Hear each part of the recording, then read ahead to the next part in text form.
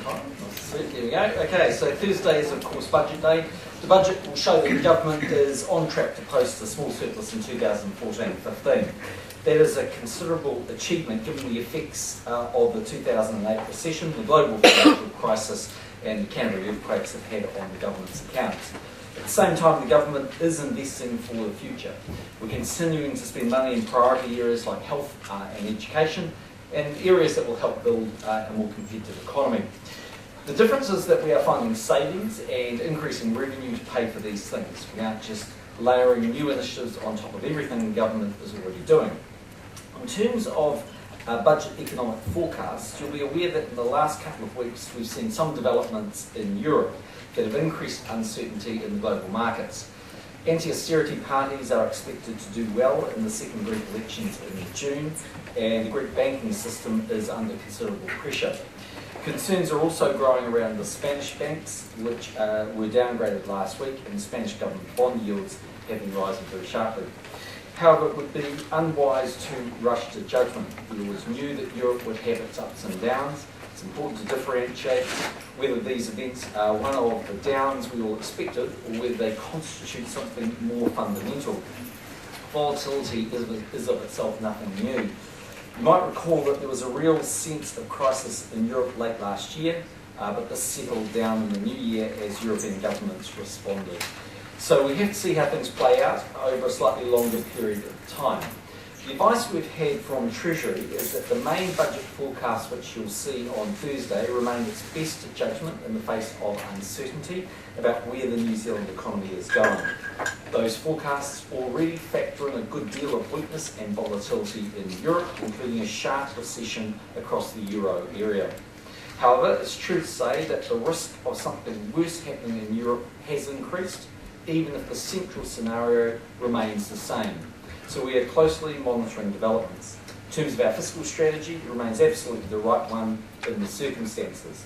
If the financial markets do tighten up, then it's hugely important New Zealand is seen as a good risk. By committing to surplus by 2014-15, we are taking a responsible path of fiscal management, while at the same time continuing to invest in future growth. If the global economy really took a turn for the worst, we've always said we would look at the right policy response. What we've shown over the last 3.5 years is that we can successfully adapt to situations that present themselves, such as the Canberra earthquakes. It's far too early to speculate on that, and in the meantime, we're putting the economy in the strongest position to cope with any crisis by getting the books back into order and limiting debt. Earlier today, Corrections Minister Anne Tolley and Associate Corrections Minister Peter Sharples made a pre-budget announcement at Rimutaka Prison. This announcement involved reprioritised funding of $65 million over 4 years for several initiatives that are aimed at breaking the vicious cycle of prisons and reoffending. These initiatives are focused around increasing drug and alcohol treatment, as well as increased education, skills and employment programs for prisoners. Some of the initiatives announced today include more than 33,000 additional offenders, an increase of almost 500% to receive new and expanded drug and alcohol treatment in prisons and in the community. Around 2/3 of offenders have addiction problems, and this is a major driver of crime. Nearly 8,000 more prisoners and community offenders to receive new and expanded rehabilitation services, a 230% increase in numbers. The National League Government is serious about making communities safer by reducing reoffending. Today's announcement will help contribute to our goal of a 25% reduction in reoffending by 2017 and 18,500 fewer victims of crime every year from 2017. In March this year, I announced 10 challenging results as part of my expectations for a more efficient and results-driven public service. Reducing crime by reducing reoffending was one of those challenging results. The goal announced today, a 25% reduction in reoffending by 2017, is one of the measurable and stretching targets that sits under that result. In terms of the House this week, we're doing the Crown Entities Reform Bill, the Reserve Bank of New Zealand Covered Bonds Amendment Bill, and the Commerce Commission International Cooperation and Fees Bill. In terms of ministerial activity, my own activity, tomorrow I'm at caucus and question time. Wednesday I'm also in Wellington. Thursday I'll be here, obviously it's budget day, and Friday I'll be in Auckland. Among other things on Friday, I'll be addressing the Trans-Tasman Business Circle at lunchtime on Budget 2012 on Saturday and Sunday. I hope you will be joining me at the National Party Northern Regional Conference, the last of our season. And finally, for those of you who may be interested in these things, the IDU, International Democratic Union Function, is holding a function here in New Zealand on Sunday. I'm highly likely to be meeting Lord Ashcroft, who is a senior IDU holder, and will be here at the meeting just in case you check out his jet on the runners. How would you, how do you think this year's budget will be remembered? The second consecutive zero budget. How do you consider that? Well, I think it will be remembered as a very sensible, considered budget that correctly addresses the issues that New Zealand faces, which is we need more money spent in health, education, science and innovation, but we don't want to rack up more debts. And I know that there are other political parties already talking about spending more money that this country doesn't have. All I can tell you is, in the end, if you spend more than you earn, it's called Greece. And I don't think we want to end up in that position. David Shearer today is saying that there needs to be a cost-cutting consensus on the superannuation age, and it's one of the tough decisions that needs to be made with the current sort of fiscal situation. Do you think there is room for cost-cutting talks on that? Well, I don't see any real need to do that. I mean, the major political parties went into the 2011 campaign very clearly laying out their economic prescription. We made our recommitment to hold the rate of super at 65. Labor campaigned on raising that rate. The New Zealand public had a clear choice, and overwhelmingly they rejected Labor. But if you were serious about that, as the responsible to the meeting and long term, surely you would look at the age. Well, as I've always said, at the moment I don't think that's the issue that the country faces. Some people want to have that debate. Well, even the Retirement Commissioner herself thinks that issue should be addressed in 2020. There are a lot of issues to address before then, and my view is that this potential is affordable.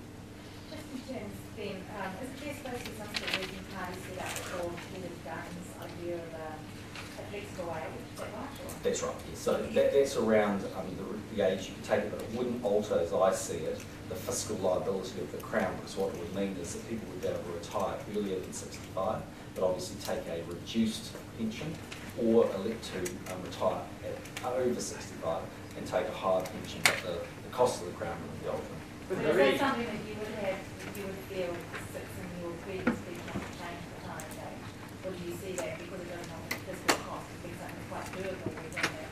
Yeah, it's something that's quite doable, and in the end it's an election, a voluntary election by any individual, and we will be taking away any entitlements they have. If people want to choose to take more and retire slightly later, that's their call. Whether it's workable or not, there are lots of challenges in that, but we're happy to have that discussion. Isn't it fair that people know the signal early that the age will go up? It gives those people who might be in their 30s, 40s, and even time to adjust the fact that they won't get the state pension until a bit later. I think realistically, if you're in your 30s or 40s, you're 25 to 35 years away from retirement. So no, I don't think that would be terribly necessary. Look, we've made our call on what we think is appropriate for the retirement age. We've also made our call on a huge number of other initiatives in the economic space. Labor have chosen to take a different response. They went into the 2011 election promising to spend a lot more money. In the end, New Zealand has rejected that. So that's our economic But prescription. super costs a lot, though. I mean, it's a big amount of spending. I mean, surely you should be looking at it. Well, as I said, we're very happy with the economic numbers we have. It's built into the forecast models that Treasury's got, and Treasury's analysis actually of out to about 2020 at least is certainly not an issue they're terribly worried about. Do you think you might look at changing your pledge at the next election, or are you locked into that? Well, I guess anything can always change, but that's not my intention. What about it, as you say, conditions in Europe deteriorate? Is that one of the policies we look at? Super? Yeah. No. Look, I mean, if you think about the two things that Labor have been talking about, raising the age of super or capital gains tax, neither of them would make an iota of difference in terms of any situation that may unfold in Greece. I mean, in terms of the retirement age, no one's arguing that it should be altered until 2020, well that's in eight years' time. In terms of capital gains tax, that doesn't raise a hell of a lot of income between here and 2020. So in our view, they're not the big issues. So what is the strategy if it deteriorates in Europe? Do you cut more, or do you blow out the surplus target and say to people later? Well, I wouldn't want to speculate on that overly today. I think we've got a track record that's proven that we can alter to the circumstances that we face. I think New Zealand certainly is in a vastly stronger position than it was back in 2008 when we became the government. But ultimately, I don't think we would, if we were required, tremendously change our spending patterns. What is more likely is that we have less revenue, that would be the impact. But I guess New Zealanders would want to know that the big policies, the interest-free student loans, working with families, KiwiSaver, the ones that you haven't really touched in a big way, Yeah. would they be on the table if things get considerably worse as they could? Well, that wouldn't be my intention as I stand here today. I mean, what would be more than likely to happen would be there'd be an economic slowdown, which would slow down the tax revenue we've got, and we might bridge that for a bit longer. But I mean, overall, we've been very reluctant to aggressively go after those areas because we think New Zealanders rely on that. We think we've done the right thing. I also think if you look at the amount of new budget spending we've had in our 4 budgets, I think as I said last week, it adds up to 700 million. And if you contrast that to Labor, theirs was about 20 billion. But So if we you're have gonna to push the that- surplus target, because that's a good point, Corey. So- That's about trading off the surplus target 2014-15. I mean, it seems to be quite locked in stone in the last year, all the talk out of your government. Would you be happy to push it back another year if things I wouldn't be happy change? to. I wouldn't be happy to push back the surplus target if that was a situation that resulted in, because of a significant global slowdown, that might be beyond our control. I don't think there'd be a point in cutting just for the sheer sake of it. But I would equally, the government's been very focused on trying to get back to surplus, and I think for very good reason. I mean, if you look at if there is further weakness in Europe, following the prescription the National League government has is absolutely the right one. We want to be on that list of countries that is seen as a good risk. That's exactly the position we're in at the moment. Our bond yields are coming down. It's cheaper for New Zealand to raise money, and it's cheaper for our companies and individuals to raise money. So the last thing we want to do is abandon that target unless we really have to. Well, if it's so cheap for us to raise money, then why not just raise a little bit more? We're one of the most favourable nations in terms of bond yield. That's right, but we have high levels of private sector debt. We've made considerable assurances to the rating agencies that we intend to get back to surplus by 2014-15, and I don't think it's in New Zealand's best interest to be borrowing money unless we absolutely need to. Have they And given the you board told any- us earlier today that getting back to surplus by 2014-15 wasn't necessary if it was going to. Who said that? Karen Curry at Standard & Poor's. Oh, Kieran Curry, yeah. He said that if it was going to be at the risk of slowing down growth in New Zealand, it wasn't going to do it. Well, that's what I've always said. I mean, I think we're on track to do the right thing. I've always said, as I said at the start of the year, that there's some flexibility there if we absolutely need it in a global situation demanded that. But I don't think that's the situation we're facing at the moment. I mean, I can't be sure the way things will unfold in Europe, but I will say we've been at this sort of situation before. We had it with the inability to renegotiate the new debt ceiling in the United States. We've had it in Europe late last year. Of course, things could get a lot worse, but equally this may be yet another storm that blows over. Looking at it as someone who's been a financial market player, and you're looking at the global economy, are you optimistic about what you're seeing? Well, like everybody, we're obviously concerned about what we see in Europe. I mean, it's a serious situation, but it's been a serious situation for quite some time. And as I said in our forecast, Treasury has built in a significant... But are you optimistic about it? Well, as optimistic as you can be. I mean, I think the situation is more volatile and risky now than it was probably 3 months ago. That doesn't mean that this situation might blow over. What I can say is New Zealand's in a lot better shape. I mean, fundamentally, our businesses have got their balance sheets in order. Our banks are a lot better funded. The government's been on a track where it's been sensible about what it's been doing, and the economy generally has been underpinned by strength of what's been happening in Asia. So I feel a lot more comfortable as I stand here today than I did when I assumed the job of being Prime Minister back in 2008. When you say Treasury has taken into account in the main scenario some of that European uncertainty, does that include them exiting the euro? Does it also include Brexit in the euro? Does it also include the drop in commodity prices and the fall of the dollar that New Zealand's experienced most recently, probably since their forecast was finalised? Yes, the last forecast would have been finalised at the end of April, so they will have factored in all of that information up until that point. There's obviously an upside and a downside scenario, which probably encompasses the one that you're talking about, and that'll be in the budget, but the main forecasts, I think, are in line with the fact that they expect to see a significant recession in Europe, but not necessarily a significantly worse position than maybe we are at the moment. And still your view that we won't go into a recession period? Well, obviously, no one can be absolutely sure what happens, in terms of the next 6 to 12 months. But on the best information we have lots of advantages, and we haven't seen anything in our forecast which indicate that we would. I mean, we still have relatively high commodity prices, although they're coming off. Exchange rates helping in terms of coming down a wee bit in that regard. Asia's still a strong market for us. Australia has still got higher growth rates than most of the other parts of the world, which is good. We have domestic stimulus as a result of the Christchurch earthquakes. So look, it's always possible, but we're in much better shape than most others, and that's why we keep saying we've grown in 10 of the last 11 quarters. We were predicted to have a faster growth rate than all of the Eurozone, the UK, America, most probably Australia, and many other parts of the world. The Aussies are factoring in a 0.75% drop in Eurozone GDP in 2012.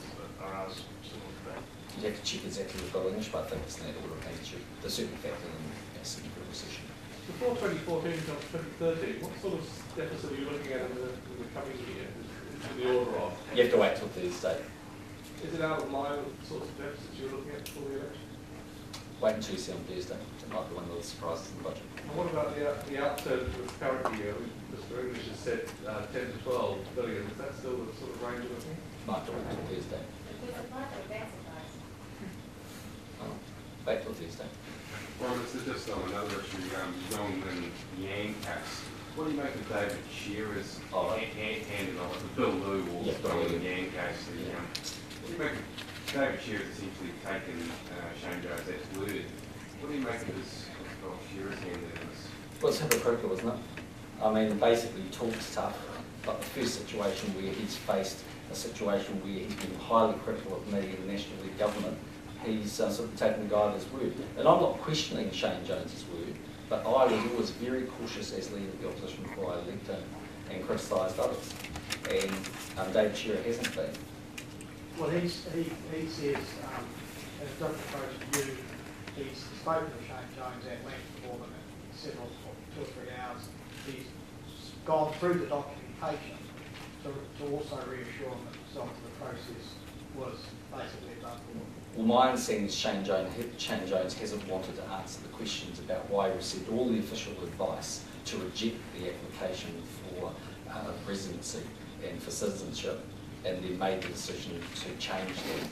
Now, if Shane Jones and David Shearer want to answer those questions tomorrow, that would be great. I'm sure the media will be interested to find out why they made that decision. But your ministers would overturn, like for instance in immigration cases, they go to the minister at times and they would actually overturn what the official advice was because they rejected that application. That's not unusual. No, that's right. There are times that ministers make different decisions. I mean, I guess they'll tell us why tomorrow. Has there been any suggestion to you that there needs to be an inquiry into this matter? I haven't had any advice on it. I mean, what do you make of the facts of the case? Essentially, here's a guy where Shane Jones has warned that Yongmin Yang or Bill Liu had an Interpol red alert on him and still overturned the official decision. What do you make of the facts of it? Well, I haven't had any briefing on the case, so I honestly can't tell you. In the end, it's for others to make that assessment. It's important to understand that it's Bill Liu that's on trial, not Shane Jones. That'll be interesting to see what comes out as a result of that trial. The Greens and Ganesh today suggested accessing the $100 billion that Kiwis had in turn to politics, the government should access that money rather than sell off assets and lose that revenue stream. What do you think of the idea? Well, we disagree with that economic analysis, but we asked the Treasury to provide us advice. They provided us advice that supported the mixed ownership model, and I'm much more inclined to accept the Treasury advice than I would be of basically bills. Do you accept the premise, though, that the current account deficit could well get worse? Already predicted to get worse, but could be even worse as a result of this, because some foreign ownership of shares in those companies? No, not really. I mean, look at the margin. For a start, we're saying that 85 to 90% of those companies are likely to be held by New Zealanders.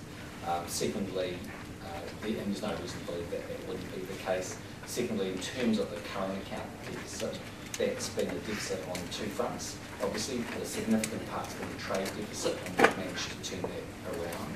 but obviously there's still a lot more work to be done. In terms of the investment account, actually it's about neutral in terms of our investments both onshore and those offshore. So at a real margin, it would be a very small amount if it was only offshore, and it's not likely to be material in terms of the current account. Lee Brown has today reviewed his call to the government to see if I can take share of the what's the Well, we would just need to be satisfied that it fitted the criteria of being a good investment.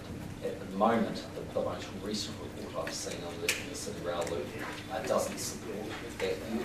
It supports the argument that people may well use more rail, but are likely to get off other public transport in doing so. Now, that can change, and obviously there's been significant investments in rail, both with our government and the previous government, in terms of double track and electrification and the likes. So we're not saying never, we're just saying we would need some better analysis that that was the right economic decision. Certainly at the moment, we don't have cash to do that. The Christchurch City Council, Bob Harkin in particular, says that they've proven that they don't need to do asset sales in order to make the recovery work, make the long-term plan. So why does the government keep raising this? Well, I'm not sure they've been in a position to actually answer that question today. If you have a look at the amount of cost of the likely cost of the Christchurch rebuild, and you consider all of the assets that may well be, where there may well be a shortfall, then ask the question, who's going to pay for those assets? It may be more logical for Christchurch to have a different mixture of assets. There's nothing terribly magical about the airport. It's a great airport, but whether they need to own all of the amount of shares that they do or might want to own a bit more of something else is an interesting debate for them to have. In the end, that's a matter for them. I don't force them to do that. We're just simply saying that they are in a unique position, slightly different from other councils around the country, where they've got some very large and potentially quite profitable projects, and they might want to think about the mixture of those assets. I mean, if the view that we're all going to take is that once we own an asset, we can never change that asset, then we better make sure we get our investment decisions right on day one. Personally, that's not the view that's been supported around the world. And I was recently reading some analysis of countries around the world that have engaged in either the mixed ownership model or privatisation, and the numbers are tens of thousands of projects around the world in pretty much well over, I think it was 150 countries. So you wouldn't force them, but under the new Local Government Act, since you can cap rate increases to inflation plus, Yep. you are in a position to basically put them two bricks up here and say you have to do it. No, they'll be in the position to decide how fast they want certain assets to be developed. What's the council supposed to make of it? The earthquake recovery minister, the local government minister, and the prime minister says they should be open to the idea. Are they not supposed to take it as a fairly broad hint that they should? But I think they should be open to the idea. I mean, it's as straightforward as that. I mean, we're simply saying, look, we're all grown-ups. Let's have a discussion about the mixture of assets we own. Mum and Dad do that in their home every single day. They think about the mixture of assets they've got. They think about where they might want to buy something else or sell something. Very few people live in the same house forever, own the same car forever. So going back to my question, so you're really saying to them, we may have to cap your rate increases. If we do, your only alternative would be to develop these assets more slowly if you want to keep the ones you've got. Well, I'm simply saying, that's what I said earlier, I don't think they're in a position to make that call yet about whether they absolutely might want to consider that or not. Because I don't think any of us are in a position to fully understand all of the assets that are likely to be developed and who will pay for them and what share of them Christchurch might want to have. I'm just simply saying that they have some really exciting opportunities to do some remarkable things. They might find the people of Christchurch say, I'd rather the council owned a bigger share of their convention centre or whatever it might be, funded with less debt and slightly less shares in Christchurch Airport. They may not, and that's a matter for them as local government. But I think we can have a grown-up conversation about it. But you will be able to say to them, those other options, you can't fund those things by a larger rate increase. But what I can say to them is this government has put its money where its mouth is. We put $5.5 billion aside in the last budget. Think about that with combined EQC liability, it's about $13 billion of so far $20 billion cost of Christchurch, and it may well cost more. So we've certainly stepped up to the plate. If things want to go faster, we might need to look at all of the options on the table. But They can't use rate increases to do it, large rate increases to do it. They might be able to. They're not forced by the law. That's an option in the law. The law also potentially gives them an option to come and talk to the local government minister about other alternatives. And Christchurch clearly is in a different position to others. But they have huge amounts of infrastructure they might want to develop. I don't think it should be seen as a negative thing. I think there's actually a lot of very exciting things they can do. They just might want to test those boundaries. Mr. Parker has told one of our reporters in Christchurch that potentially the government actually just doesn't fully understand the financial solutions that the council may be exploring. But you seem to be saying that actually the council itself doesn't understand what it needs to unleash. Well, I don't think anybody can fully quantify the level of development that might take place in Christchurch. We have a sense of the ballpark, but we don't understand the absolute component bits at this point. There's still ongoing disputes about insurance payouts, what might be developed, and then ultimately what the options are. But take a look at a city like Melbourne and think of the incredible things they've done there to develop that city as a hub for sports and culture and entertainment. Christchurch might take the view that it wants to be the Melbourne of New Zealand, in which case it might say to its people, look, here's a better mix of the assets we've got. I'm not saying it will, I'm not saying we're going to force it, I'm just saying it might want to have that conversation because it's in a unique position to do that. But in the end it's up to them. But there are only very limited ways councils can fund big dollops of infrastructure. They are literally debt or rates. And in the end, both of those roads lead to the bank, because even if you want to go and borrow a lot more and pay for that through rates, in the end there's only so much that the ratepayers can afford to pay. Okay, thanks very much.